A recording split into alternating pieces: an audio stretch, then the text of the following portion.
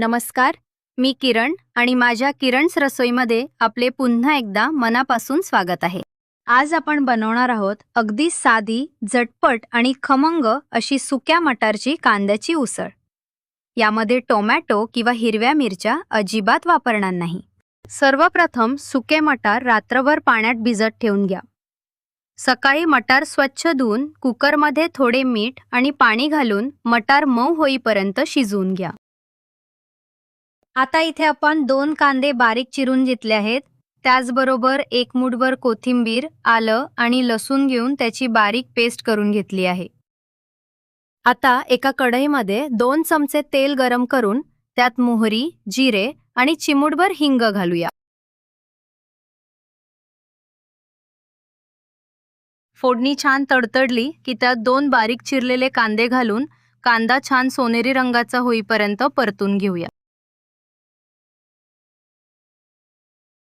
आता यामध्ये आपण तयार करून घेतलेली कोथिंबीर, लसूण आणि आल्याची पेस्ट घालूया. आता त्यात हळद, लाल तिखट, गोडा मसाला आणि थोडासा गरम मसाला घालून मसाला छान भाजून घेऊया. आता शिजवलेले मटार या मसाल्यामध्ये घालून सर्व काही व्यवस्थित एकत्र करून घेऊया. थोडेसे पाणी घालून झाकण ठेवूया आणि 5 ते 7 मिनिट मंद आचेवर उसळ शिजू देऊया. असे केल्यामुळे मसाल्याची चव मटारमध्ये छान मुरते.